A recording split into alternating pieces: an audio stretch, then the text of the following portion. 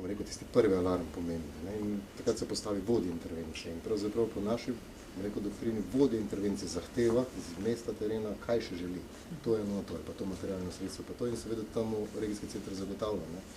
Gasilska zveza kot takšna in pa župani, seveda, ki to podpišejo, imajo pa prvi, drugi, tretji in četrti alarm. Ne?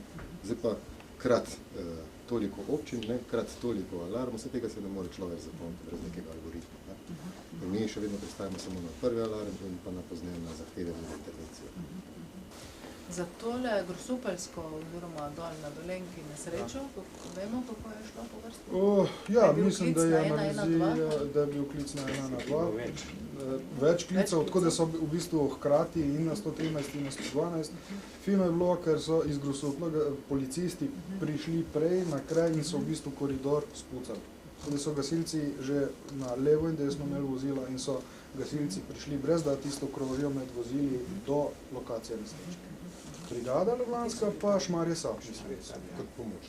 Kot pomoč. Grosupeljski so pa nekje bili in so javili tukaj tudi v centru, tako da je vedel, da ni dovolj gasilcev, tako da je že v štartu potem aktiviral Šmarje Sapni. V principu ima vsaka občina župan sprejme svoj načrt in potem morajo fanti po tem načrtu delovati. Ponekod najprej dvignejo eno enoto, drugo enoto, ponekod hkrati dvignejo dve enoti in je zelo morajo paziti, v bistvu se morajo zelo dosti naučiti, zelo morajo spremljati te nove dogodke, ki prihajajo v center, tako da nam bo veliko pomoč informatizacija, ko bo prišla, ker bo algoritem ukrepanja narejen in se bo odkljukalo in se bo izločevalo.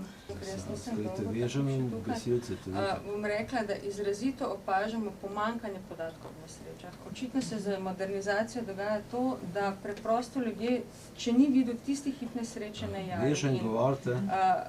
Vidim, da se ljudje bojijo klicati sem, ker primerjajo s policijo, da bi morali dajati podatke, ne vem kaj, ker tukaj ni potrebno, pri nas ne vprašamo pravzaprav niti kdo je klicata, niti kaj, ampak samo kaj je, kaj vidi in kakšno pomoč vidijo, da je potrebno. Imamo primere prometnih nesreč s smrtnim izidom, ko ni nihče poklical.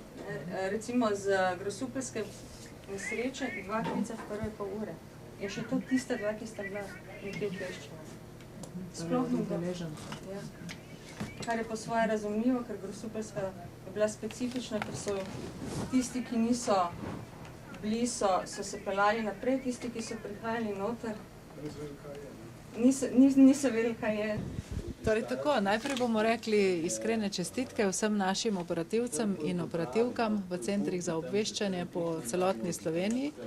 Je dan številke 112, ki ga proslavljamo 11. februarja, tako da si lahko zapomnimo ta poseben datum.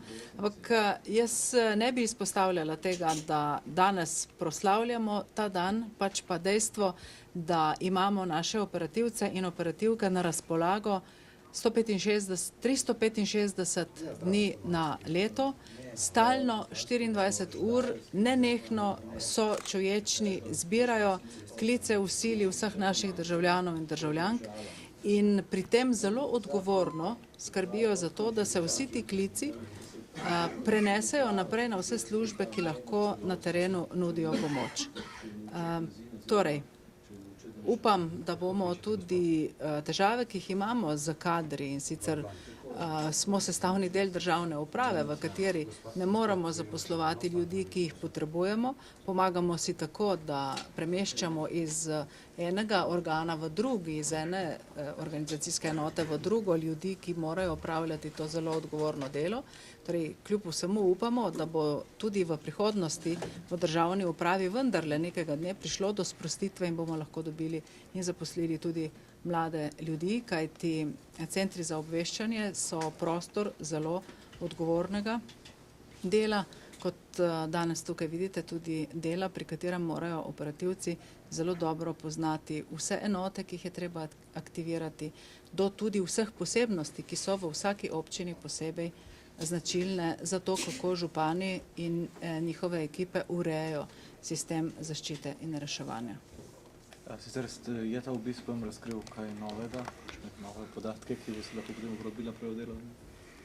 Predvsem je pomembno videti, da so tu ljudje, ki že dolga leta opravljajo zelo odgovorno in zelo strokovno delo pri zbiranju informacij in pa seveda pri obveščanju naprej ustreznih enot.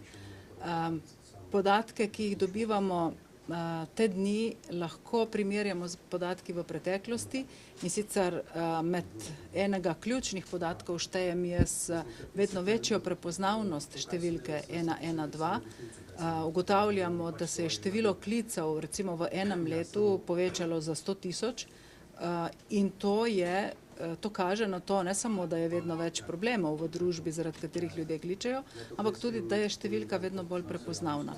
Seveda moramo narediti na tej prepoznavnosti še več in tudi ena od aktivnosti, ki jo delamo na Ministrstvu za obrambo, je, da postane številka 112 znana ljudem, mladim, novim generacijam in predvsem, da postane dostopna z različnimi tehnološkimi novimi prijemi, upoštevaje seveda tudi razvoj, ki ga imamo na področju novih tehnologij, da postane dostopna vsem kategorijam in vsem vrstam prebivalcev, ki se nahajajo v stiski na našem ozemlju.